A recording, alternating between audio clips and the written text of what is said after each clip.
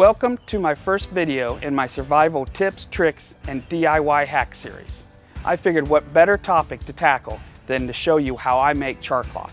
But I don't want to just show you how to make char-cloth because there's plenty of videos out there to do that. I also want to explain to you the history behind it as well as the exact process of what's going on.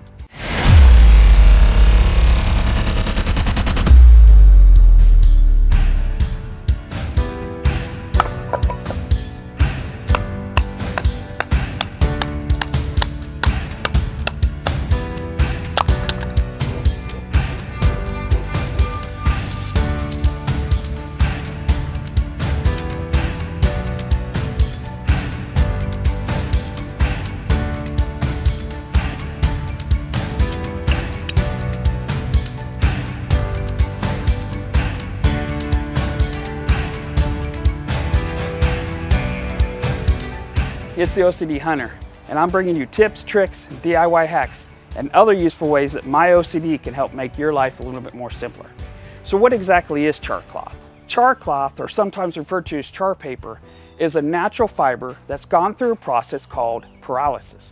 Now, pyrolysis is just a fancy word for the chemical reaction that occurs when an object is heated up to the point that it begins to off-gas. See, when an item is heated up enough, it begins to off-gas. Then, when the temperature reaches the point of ignition, it is this gas that is ignited, not the material itself. That's why when you burn a candle, you will see space between the wick and the flame. When an item is free burning, like in a fire pit, the item will continue to off-gas and burn until you are left with ash. Making char-cloth is basically a controlled process of breaking down the object to the point that most of the off-gases has released from the object and then allowing it to cool without the presence of oxygen. The object is end up charred but not burnt and is broken down to its carbon state. This is one of the reasons why you can only make char-cloth with natural plant fibers such as cotton. This remaining carbon has a low ignition temperature and just a single spark or a single point of heat can ignite it.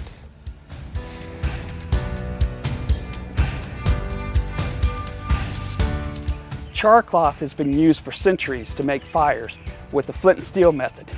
Now, this is kind of a lost art today, but it's the process of striking flint and steel together to cause a spark. The way that flint and steel works is you're actually shaving a piece of the steel off with the flint. So the easiest way I found is you take the flint, or another name is chert, and then you take your steel and you come across in a striking motion.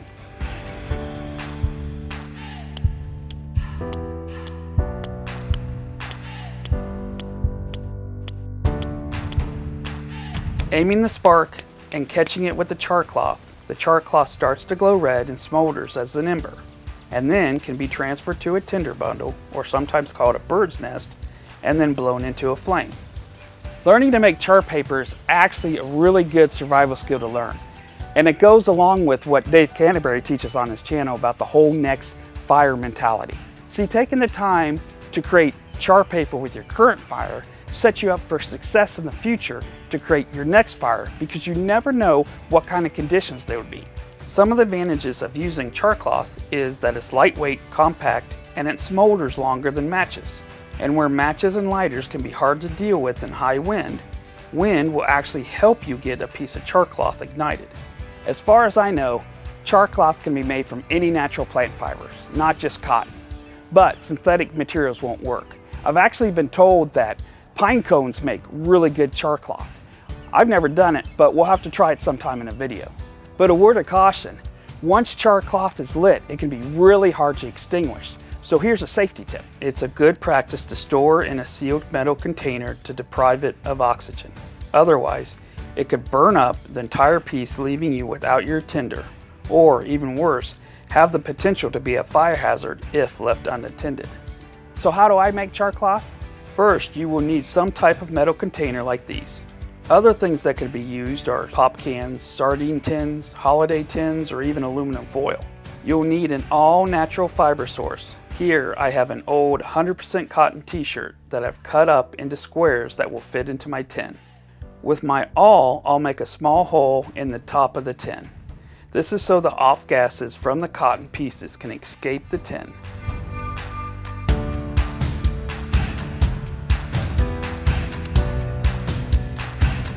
Once you have your fire, go ahead and set it into the fire. From the hole, you'll start to see smoke coming from it, and eventually will turn into flame.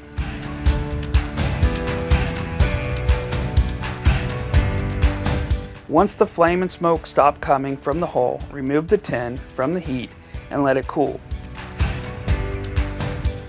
The key is you need to let it cool completely while it's shut up in the container, because if you open it too soon, the introduction of oxygen with the heat can reignite it just like a spark from a flint and steel could do. Once it is cooled, you can now use to start your fires. Now, like any skill, it may not turn out the first time, but don't get discouraged. Survival skills are like first aid skills. They need to be practiced, and the more you do them, the more comfortable you become, then your confidence increases and your skills sharpen.